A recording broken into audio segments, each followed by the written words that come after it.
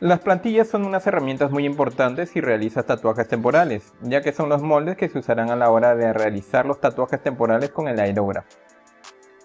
Pueden ser de vinilo, acetatos o mica. Mientras más plantillas tengas, más opciones de diseños podrás ofrecer al cliente. Sin embargo, no por ofrecer más diseños a tus clientes te irá mejor. Mientras más opciones tiene una persona, más fácil le resultará confundirse y aplazar su decisión de compra. Así que debes ser cuidadoso con las opciones que ofreces. Lo ideal es que siempre converses con tus clientes y mantengas una buena actitud para que puedas ayudarles a saber qué es lo que realmente quieren. La mayoría de las veces la gente no sabe lo que quiere, y si eres hábil para conectarte con la gente, bueno, pues vas a poder ayudarles a elegir alguno de los diseños que tengas.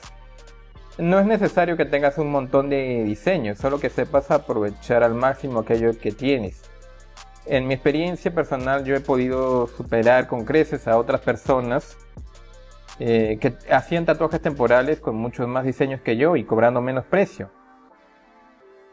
Existen en el mercado libros de diseños como el que yo estoy mostrando y plantillas específicas como estas, ¿ya? También venden plantillas ya hechas, y si las compras individualmente puede ser una inversión alta, pero afortunadamente puedes ahorrarte mucho dinero si las mandas a cortar en un plotter de corte.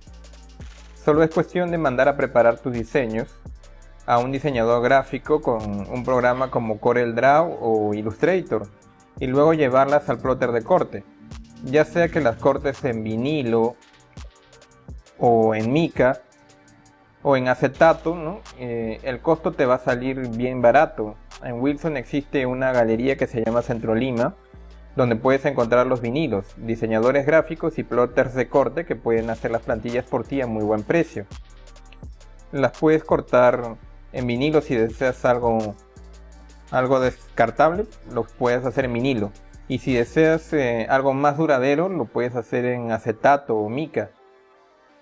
Si eres hábil con un programa de diseño gráfico, podrás obtener todos los diseños que deseas para luego mandarlos a cortar.